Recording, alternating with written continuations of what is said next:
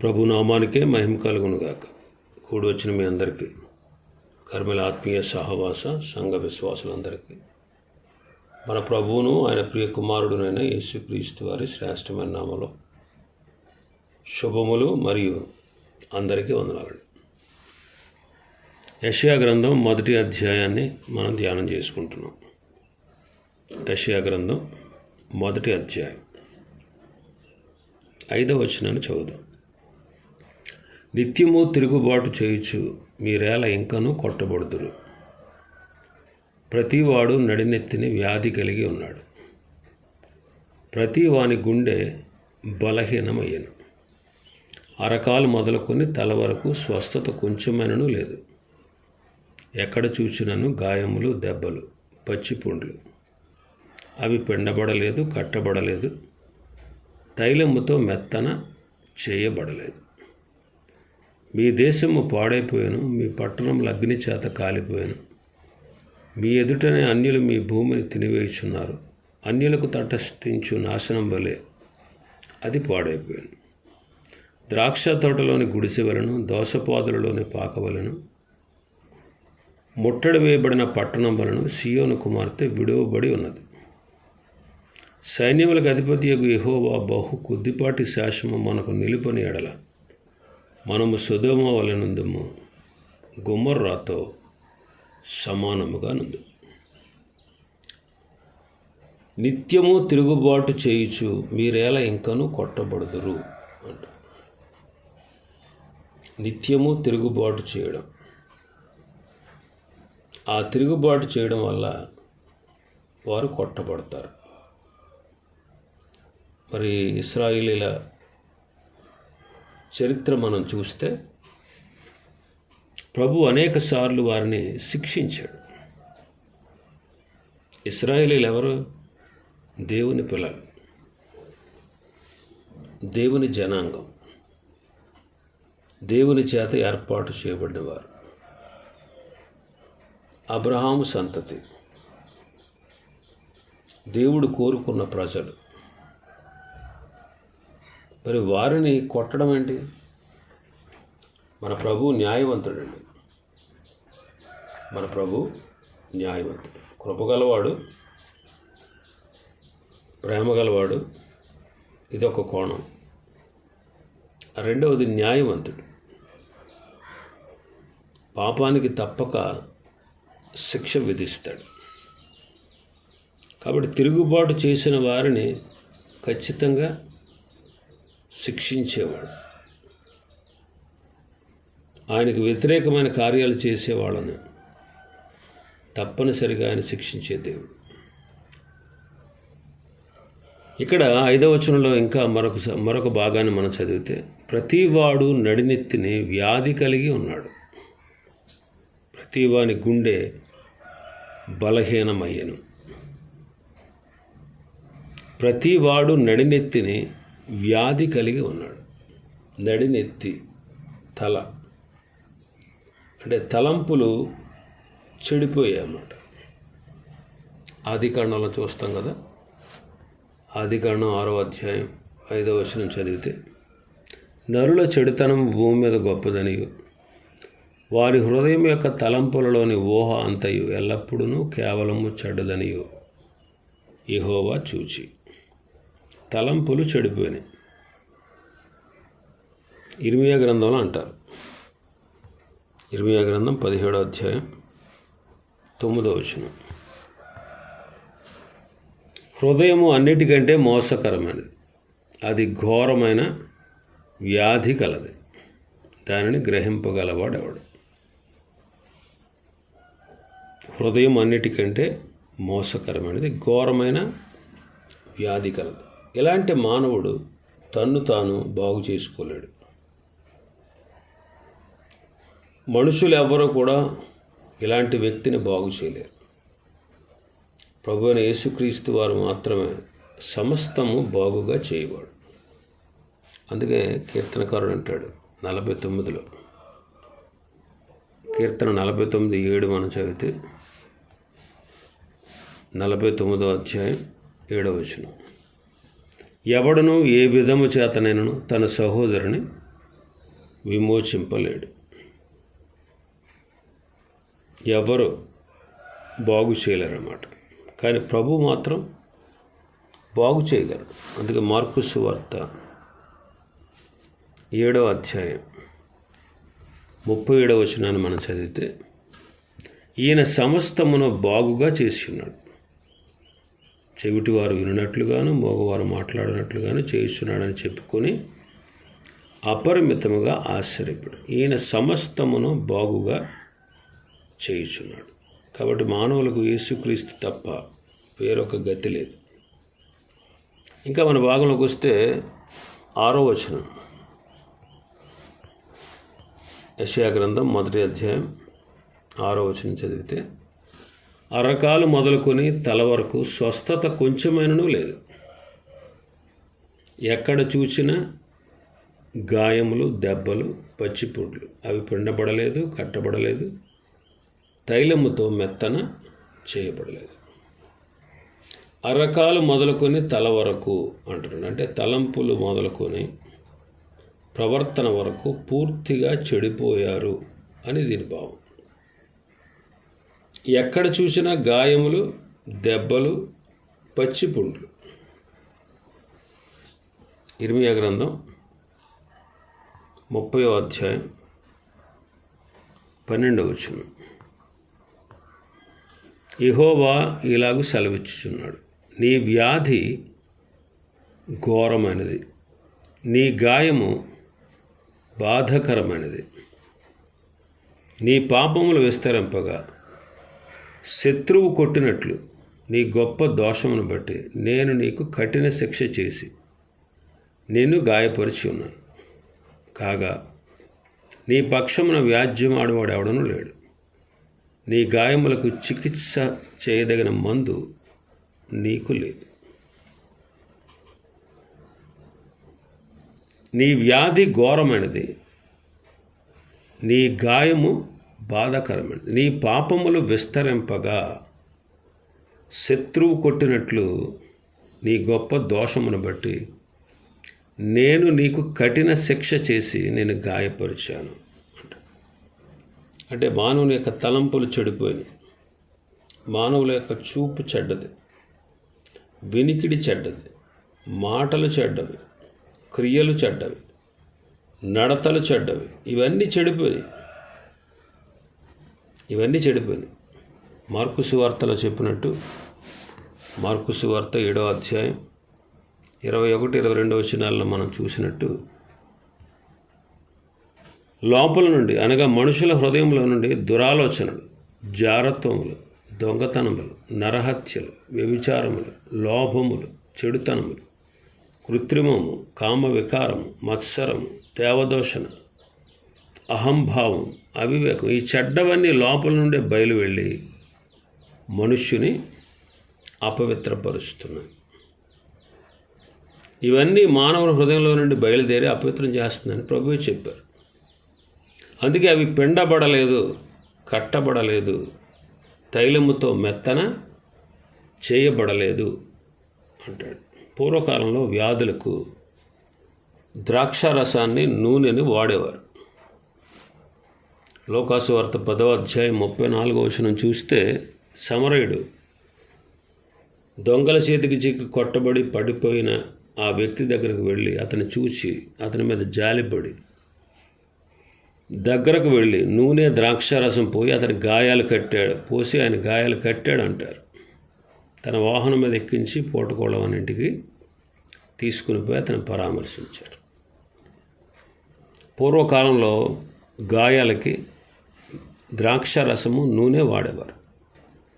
ఇప్పుడు మనకున్న ఆత్మ సంబంధమైన వ్యాధికి యేసుక్రీస్తు రక్తము, పరిశుద్ధాత్మ కార్యము మాత్రమే స్వస్థత కలిగిస్తుంది. ద్రాక్షారసము ఎర్రగా ఉంటుంది, అలాగే క్రీస్తు రక్తానికి సాదృశ్యం. నూనె పరిశుద్ధాత్మకు సాదృశ్యం. ఇప్పుడు మన ఆత్మ సంబంధమైన వ్యాధికి యేసుక్రీస్తు వారి రక్తము, పరిశుద్ధాత్మ కార్యమే మనకు స్వస్థత కలిగిస్తుంది. కాబట్టి స్వస్థపరిచేవాడు ప్రభువే. అందుకే ఆయన అన్నారు, రోగులకే కానీ వైద్యుడు ఆరోగ్యం గల వారికి అక్కర్లేదు.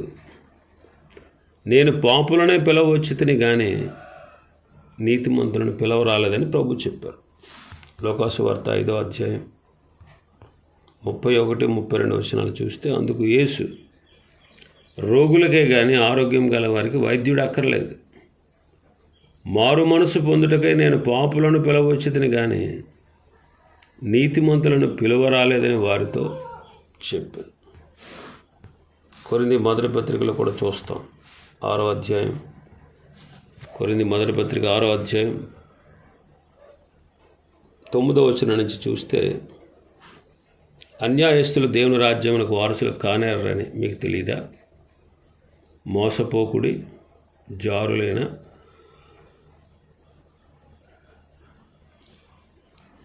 విగ్రహారాధికులైన, వ్యభిచారులైన, ఆడంగితనం గలవారైన, పురుష సంయోగులైన, దొంగలైన, లోభులైన, త్రాగుబోతులైన, దోషకులైన, దోచుకునేవారైన దేవుని రాజ్యమునకు వారసులు కానేరరు. మీలో కొందరు అట్టివారై ఉంటిరి కానీ, మనం కూడా ఒకప్పుడు ఇలాంటి వారమే. ఎలాంటి వాళ్ళం? అన్యాయస్తులు,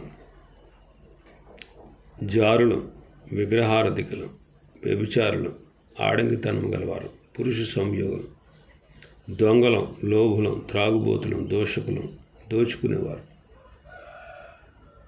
అన్ని లక్షణాలు మనలో లేకపోవచ్చు, కానీ వీటిలో ఏదో ఒకటో, రెండో, మూడో లక్షణాలు అలాంటి వాళ్ళమే మనం, ఆ జాబితాలో ఉన్నవాళ్ళం.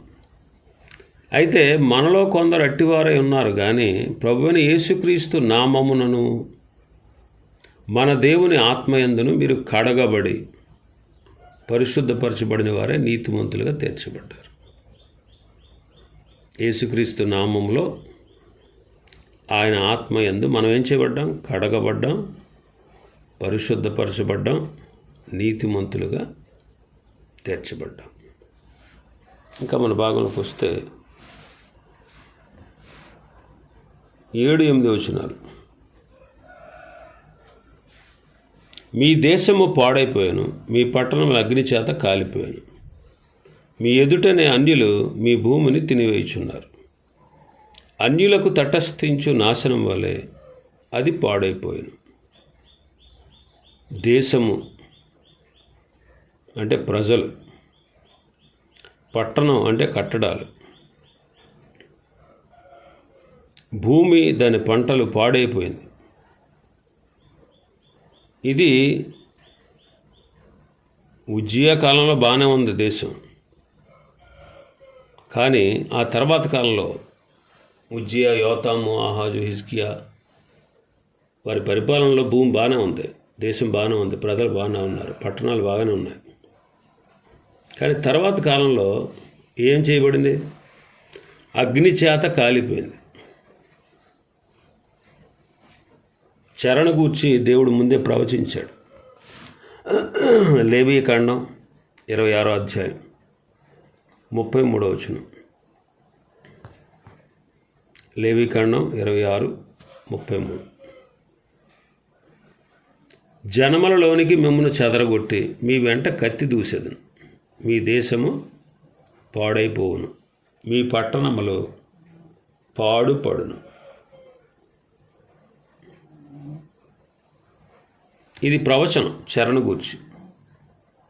ద్వితీయోపదేశకాండం 28:49 వచనం నుంచి చూస్తే, యెహోవా దూరమైన బూదిగంతం నుండి ఒక జనమును, అనగా నీకు రాని భాష కలిగిన జనమును, క్రూర ముఖము కలిగిన వృద్ధులను, యవనస్తులను, క్రూర ముఖము కలిగి యవనస్తులను, వృద్ధులను, కటాక్షంపని జనమును గద్ద ఎగిరి వచ్చినట్లు నీ మీదకు రప్పించును. నిన్ను నశింపచేయ వరకు నీ పశువులను, నీ పొలముల ఫలములను వారు తినివేతురు. నిన్ను నశింపచేయ వరకు ధాన్యమునే కానీ, ద్రాక్షారసమునే కానీ, తైలమునే కానీ, పశువుల మందలనే కానీ, గొర్రె మేకల మందలనే కానీ నీకు నిలువనియ్యరు. మరియు నీవు ఆశ్రయించిన ఉన్నత ప్రాకారములు గల కోటలు అవి పొడే వరకు నీ దేశమంతటను నీ గ్రామములన్నిటిలోనూ వారు నిన్ను ముట్టడి వేస్తారు. అప్పుడు ముట్టడిలోను నీ శత్రువులు నేను పెట్టి ఇబ్బందిలోను నీ గర్భఫలం అనగా నీ దేవుడు నీ నీకు ఇచ్చిన నీ కుమారుల యొక్క నీ కుమార్తెల యొక్క మాంసను తిందు. ఇది చెరను గూర్చిన ప్రవచనం ముందే ప్రభు చెప్పారు. ఆయన చెప్పినట్టుగానే నెబుకద్నెజరు నిజంగా వచ్చి అగ్ని చేత కాల్చిపడేశారు దేశాన్ని. రాజుల 2వ గ్రంథం 25వ అధ్యాయం 9-10 వచనాలు. యెహోవా మందిరమును రాజనగరును యెరూషలేమునందున్న ఇండ్లన్నిటినీ గొప్పవారి ఇండ్లన్నిటినీ అగ్ని చేత కాల్పించారు. అగ్ని చేత కాల్పించారు. ఇది తీర్పు అన్నమాట ఇశ్రాయేలులకు వారు చేసిన దోషములను బట్టి, వారు జీవితంలో పూర్తిగా చెడిపోయిన విధానాన్ని బట్టి ప్రభు తీర్పు తీర్చాడు. ఒకప్పుడు చూడండి, సొదొమ గొమొరపై అగ్ని గంధకాలు కురిపించారు ప్రభు. ఆదికాండం 19వ అధ్యాయంలో మనం చూస్తాం. ఆదికాండం 19వ అధ్యాయం 24-25 వచనాలు. అప్పుడు యెహోవా సొదొమ మీదను గొమొర మీదను యెహోవా యొద్ద నుండి గంధకమును అగ్నిని ఆకాశం నుండి కురిపించి ఆ పట్టణంలో మైదానం అంతటిని, ఆ పట్టణంలో నివసించే వారందరినీ, నేల మొలకలను నాశనము చేసెను.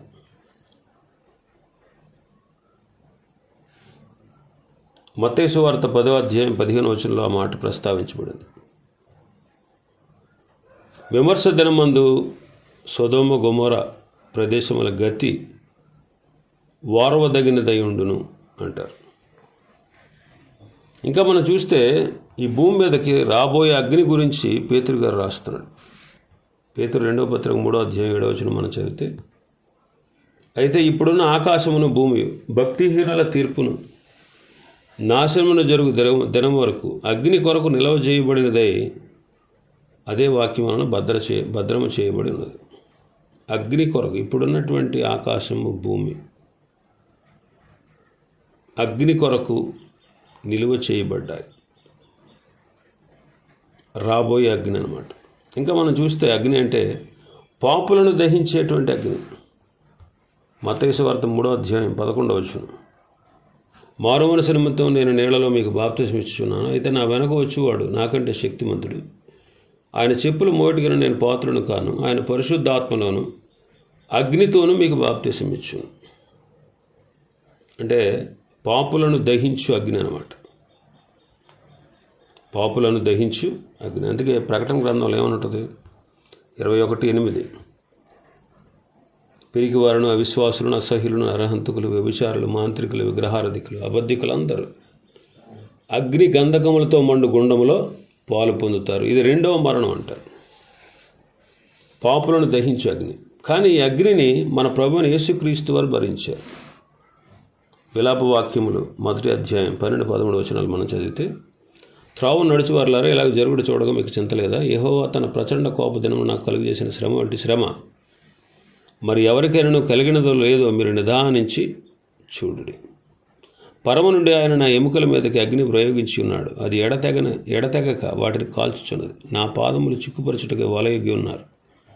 నన్ను వెనుకకు త్రిప్పి ఉన్నాడు. ఆయన నన్ను పాడు చేసి దినమెల్లా నన్ను సొమ్మసల్లా చేయుచున్నాడు. యెరూషలేము యొక్క పతనాన్ని తర్వాత విలపిస్తూ రాసినటువంటి ఇర్మియా మాటలు అన్నమాట. మరి ఆ అగ్నిని యెరూషలేము భరించింది. ఇశ్రాయేలు యొక్క పాపాన్ని బట్టి శిక్షగా అగ్ని ఆ దేశాన్ని పాడు చేసింది. ఇంకా మనం చూస్తే 8వ వచనంలో, యెషయా గ్రంథం 1వ అధ్యాయం 8వ వచనం మనం చూస్తే, ద్రాక్ష తోటలో గుడిసి వలె, దోసపాదుల్లోని పాక వలె, ముట్టడి వేయబడిన పట్టణం వలెను సీయోను కుమార్తె విడువబడి ఉన్నది. సీయోను కుమార్తె సున్నితత్వం, మృదుత్వం, సుకుమారత్వం కలిగినటువంటి దేశం అన్నమాట. ఈ సీయోను కుమార్తె ఎవరంటే ఇశ్రాయేలు దేశం. అయితే ఏమైపోయింది ఇశ్రాయేల్ దేశం? ద్రాక్ష తోట మధ్యలో గుడిసె. అది ఒక దినాన్న ఆ గుడిసెను విడిచిపెట్టేస్తారు. ఆ తోట పంటలు కోసుకున్న తర్వాత. దోసపాదులోని పాక, ముట్టడి వేయబడిన పట్టణం. ఇలాగా ఇశ్రాయేలు ఒకరోజు ఒంటరిగా విడవబడతారు అన్నాడు. అంటే సియోను కుమార్తె అంటే యెరూషలేం అన్నమాట. యెరూషలేం ఏం చేయబడుద్ది? ఒంటరిగా విడిచిపెట్టబడుతుంది. కారణం ఏంటి? వాళ్ళు చేసినటువంటి పాపానికి తగిన శిక్ష. అందుకే నిత్యము తిరుగుబాటు చేస్తూ నీవు ఎలా కొట్టబడతావు అన్నాడు. కాబట్టి పాపం చేసినటువంటి యెరూషలేము ఏం చేయబడుతుంది? ఒక దినాన ఒంటరిగా విడిచిపెట్టబడుతుంది. పాపి కూడా ఒంటరేనండి. అపవాది చేత పీడింపబడుతున్నటువంటి మానవుడు కూడా ఒంటరే. మార్కు సువార్త 5వ అధ్యాయంలో చూస్తాం. వాడు ఒంటరిగా సమాధులలో వాసం చేసేవాడు అని. దెయ్యం పట్టినవాడు, శాన దెయ్యం పట్టినవాడు, వాడు ఒంటరిగా అడవిలో, సమాధుల్లో, కొండల్లో కేకలు వేస్తూ తిరిగేవాడు. మన ప్రభువుని యేసుక్రీస్తు వారు కూడా మన కొరకు ఒంటరిగా విడిచిపెట్టబడ్డారు. అందుకే చూడండి, ఆయన శరీరధారిగా వచ్చినప్పుడు, ఆయన శిలువ శ్రమల టైంలో శిష్యులందరూ ఆయన విడిచిపెట్టేశారు. ఆయన శిలువలో పలికిన మాటలో మొదటి మాట ఏంటి? తండ్రి, నీ వేళ నా చెయ్యి విడిచావు. ఆయన ఒంటరిగా విడిచిపెట్టబడ్డాడు మన కోసమే. అయితే ఈనాడు మనం ఆయన నమ్మితే సమాజంగా చేర్చబడతాం, సమూహంగా తీర్చబడతాం, దేవుని ప్రజలతో నిత్యము ఉల్లసిస్తాం. ఇంకా మనం చూస్తే 9వ వచనం, మన భాగంలో 9వ వచనాన్ని చూస్తే, సైన్యములకు అధిపతి యెహోవా బహు కొద్దిపాటి శేషం మనకు నిలుపని ఎడల మనం సొదొమ వలె ఉందుము, గొమొర్రాతో సమానముగా ఉంది. ఆయన కొద్దిపాటి శేషమును మిగిల్చాడంట. ఒకవేళ అలా నిలపకపోతే సొదొమ గొమొర్రా ఎలా పట్టణం నాశనం అయిపోయిందో అలా నాశనం అయిపోదు. కానీ కొద్దిపాటి శేషం మిగిలి ఉండడానికి గల కారణం ఆయన కృప. ఆయన కృప. అందుకే కొద్దిపాటి శేషం మిగిలింది. ఒకవేళ మిగిల్చకపోతే అలా ఆయన సొదొమ వల్ల అయిపోతాం. అయితే చెదరగొట్టినటువంటి వాటిని, అంటే చెదరగొట్టిన తర్వాత మిగిలిన వారి శేషాన్ని ప్రభు సమకూర్చాడు. ఈనాడు కూడా ఆయన కొరకు నిలిచే శేషం ఆయన కృప వల్ల మాత్రమే. అందుకే చూడండి, యేసుక్రీస్తు ప్రభు వారు పరిచర్య చేసిన కాలంలో మిగిలిన శేషం ఎంతమంది? 11 మంది అంతే. మిగిలిన వాళ్ళందరూ వెళ్ళిపోయారు. చివరికి మేడగదిలో మిగిలింది 120 మంది. అలాగే ఇశ్రాయేల్ దేశాన్ని వేగి చూడడానికి వెళ్ళిన వారిలో శేషం ఎంత? 2. 12 మంది వెళితే 10 మంది చెడు సమాచారం తెచ్చారు, 2 మంచి సమాచారం తెచ్చారు. అందుకే వాళ్ళు కృప ద్వారా ఆ కనాను దేశంలోకి మాత్రం ప్రవేశించగలిగారు. వాళ్లే శేషం అన్నమాట. 6 లక్షల కాలబలంలో శేషం వాళ్ళిద్దరే ఆ కాలంలో. ఈనాడు శేషం ఎవరంటే ఇరుకు మార్గంలో ప్రవేశించి పోరాడేవారు. మత్తయి సువార్త 7వ అధ్యాయం, మత్తయి సువార్త 7వ అధ్యాయం 14వ వచనాన్ని మనం చదివితే, ఇరుగు ద్వారంలో ప్రవేశించుడి, నాశనమునకు పోవు ద్వారం వెడల్పు, ఆ దారి విశాలమైనది, దాని ద్వారా ప్రవేశించేవారు అనేకులు. జీవమునకు పోవు ద్వారము ఇరుకును, ఆ దారి సంకుచితమునై ఉన్నది, దాన్ని కనుగొని వారు కొందరే. కాబట్టి ఇరుకు మార్గంలో ప్రవేశించేవారే ఈనాటి శేషం. ఇది కేవలం యేసుక్రీస్తు ప్రభు వారి యొక్క కృపను బట్టి, ఆయన కనికరాన్ని బట్టి, ఆయన కరుణను బట్టి మాత్రమే సాధ్యం అన్నమాట. కాబట్టి ఈనాటికి ఆ శేషంలో నిన్ను నన్ను దేవుడు పాలిభాగస్తులుగా చేసినందుకు మనం ఆయనకి కృతజ్ఞతాస్తుతులు చెల్లించాలి. ఇంకా చాలా విషయాలు ఈ అధ్యాయంలో ఉన్నాయి. ప్రభు చిత్తమైతే ఇప్పుడు దినం మరికొన్ని విషయాలు ధ్యానం చేసుకుందాం. దేవుడి వర్తమాన వాక్యాన్ని మన వెనుకడిలో ఆశీర్వదించునుగాక. ఆమేన్.